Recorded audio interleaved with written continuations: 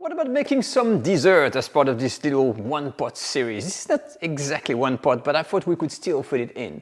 And the one dessert that everybody likes in France, it's really home cooking friendly, is the crème caramel, which is the custard flan with caramel. But you have to make the caramel, coat a dish or small ramekin with caramel. It's a bit convoluted. So how can you simplify this? Well, it's very simple. You ditch the caramel and you just use the custard. This is what all the moms and grandmas are doing in France, and it is exactly what we're going to do. And all what you need is milk, eggs, sugar, and a bit of vanilla. That's about it.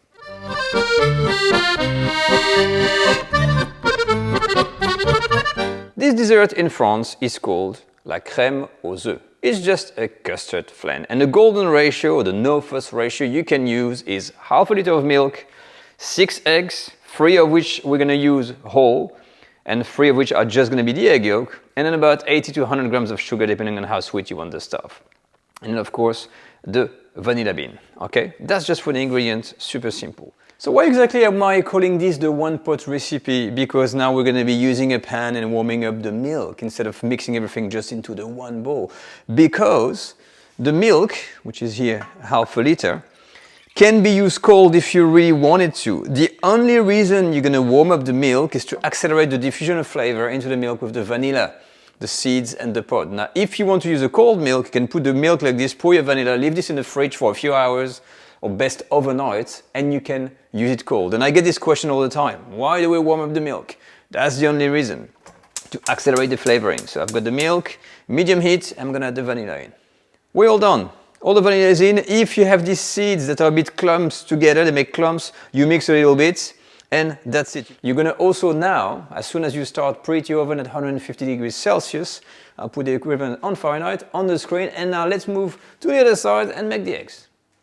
Now this is such a family stuff, like my grandma used to make it, my mom used to make it, because it's so simple. You take the sugar, okay, that's it. You're going to take your 3 eggs, you put them in there. You're going to take your 3 egg yolks, put them in there, and you break things apart, and what you do here, that's it, mix everything together.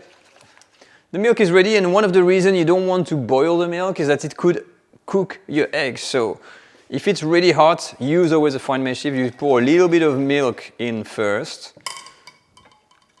cool down the mixture like this. It's coming to temperature, so you don't burn your eggs, as we say, and then you put the rest. And the fine mesh sieve is to catch all the hard bits, you know, the residue of the vanilla, that sort of things. And that's it, we're done.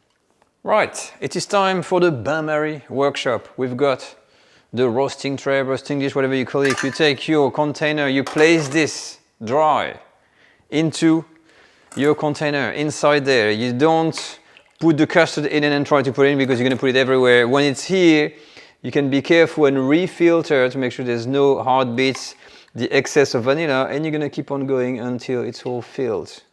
The custard is in. Next, we need to put the warm water. It has to be warm water into the dish. What I do, I bring, the kettle to the boil, and I'm going to fill this with warm water. Now, it has to go on the side about 3/4 of the way, or at minimum halfway up the side here. Otherwise, it's not going to cook properly. The other trick, do not pour the water now and try to transfer this to your oven, because you're going to wobble, and most likely water is going to fall into here. So what we do, I'm going to show you, we're going to bring this like this without the water and add the water at the last minute. So this is what I mean.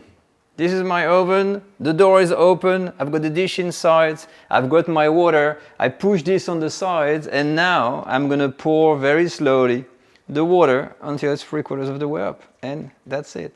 Perfect. And from here, very gently, you're going to slide your tray back in and close the open door. 150 degrees Celsius is the temperature. I like to use, some people say you have to use 180. I thought at 180 the water starts to sometimes boil, gets too hot, there's bubbles, it overcooks your cream and it can splash into your dish. So 150 is a safe zone. We're going to be cooking this for about 30 minutes, maybe 40. As soon as the wobbles stop, and I'll show you with a knife how to know when it's cooked. Wow, now this was actually insanely fast in that little shallow dish here. That took me barely 25 minutes, and this thing is solid. I think even 20 minutes would have been okay, but most of the time you need to have a little wobble somewhere in the middle, and you plunge a knife. If the knife comes out kind of dry like this, there's no wet patch on it, it's done and it's cooked. So We're gonna leave it to cool down before putting this in the fridge. It is better served cold. You don't need to leave it overnight, but a cold temperature is good. Now, it looks plain and simple.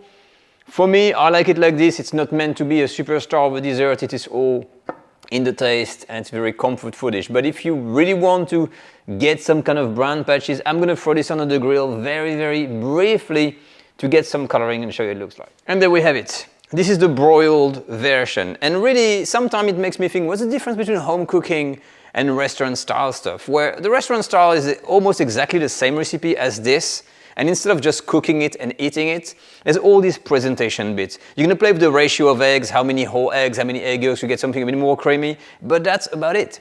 And the recipe, is the same. If I didn't do the broiling, yeah, it looks better, but, it's gonna taste pretty much the same. But that's the look you can get. You can use a blowtorch, like a kitchen blowtorch, but I don't like gas and to have that taste of like, blowtorching gas over my cream there. Nah, that's good for me. I could not wait for that thing to be cold because I really have a soft spot for the crémose. And the problem is when I get started, it's very hard for me to stop. So what I did is this. A medium-sized spoon instead of taking the massive spoon. And let's have a look.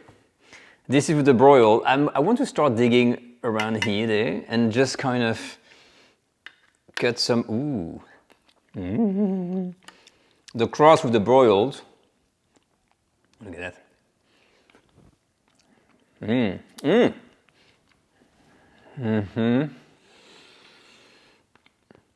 I just love it. And just so addictive.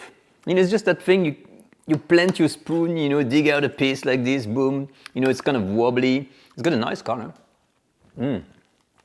Vanilla flavor.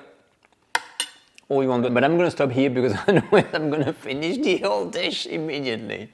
Wow, no, I think I really do have a bit of an addictive problem with this crémose because it is really hard to stop. Now, if you're looking for something really quick to make, you want to feel that, that sweet craving, this is great, 30-minute stop, you can make it.